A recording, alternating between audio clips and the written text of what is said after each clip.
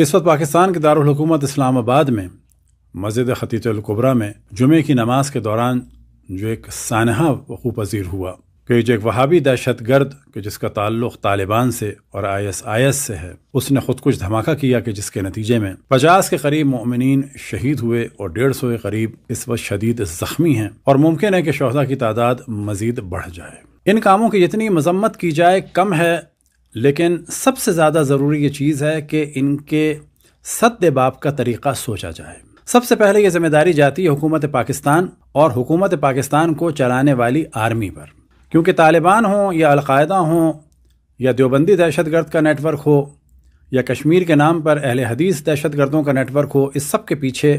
Pakistan army تھی۔ انہوں نے ان طالبان کو بنا تو دیا، لیکن یہ نہیں سوچا تھا کہ اس کے بعد ہوگا کیا۔ گو کہ اب پاکستان آرمی طالبان سے برسر پیکار ہے، لیکن انہیں شدید ایکشن لینا ہوگا،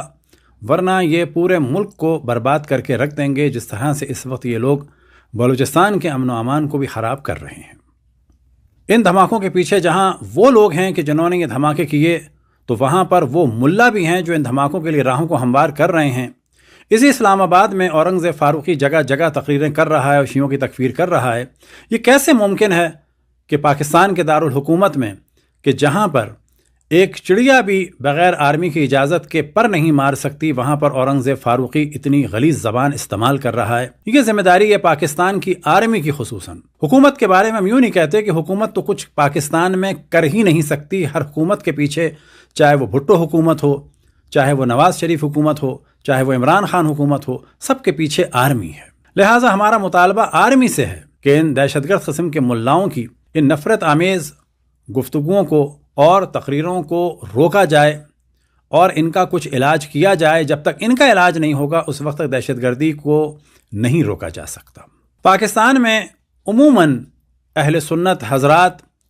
کہ جو انڈیا میں ایک قتل بھی ہو جائے کسی مسلمان کا تو شور مچا دیتے ہیں، لیکن وہ یہاں پر خاموش رہتے ہیں۔ یہی حال ہے انڈیا کے مسلمانوں کا کہ اگر وہاں کسی ایک بھی مسلمان کے ساتھ RSS کچھ کر دے تو وہ سوشل میڈیا بھر دیتے ہیں، لیکن جب پاکستان میں کچھ ہوتا ہے تو وہ لوگ انڈیا میں بالکل خاموش رہتے ہیں۔ یاد رکھیں، جو کچھ پاکستان میں ہو رہا ہے اس کا نتیجہ خود بخود انڈیا میں ظاہر ہوگا، کیونکہ وہاں پر بھی لوگ یہ کہیں گے کہ اگر پاکستان میں مارا جا سکتا ہے شیعوں کو تو اس کا مطلب ہے کہ انڈیا میں بھی جرنلی مسلمانوں کو، چاہے وہ شیعہ ہوں یا سنی ہوں، انہیں مارا جا سکتا ہے۔ ہمیں اگر دہشت گردی کی مخالفت کرنی ہے تو صرف اس وقت نہیں کرنی کہ جب کوئی اپنا مارا جائے، بلکہ جب بھی کوئی بھی مظلوم، چاہے وہ ہندو ہو، چاہے وہ مسیحی ہو، چاہے وہ احمدی ہوں، اور چاہے وہ کسی بھی فرقے کے ہوں، دیوبندی ہوں، بریلوی ہوں، شیعہ ہوں، جب بھی مارا جائے تو اس دہشت گردی کی مخالفت کرنی چاہیے۔ اس وقت اسپتالوں میں خون کی ضرورت ہے، مومنین کی ذمہ داری ہے کہ خون بھی دیں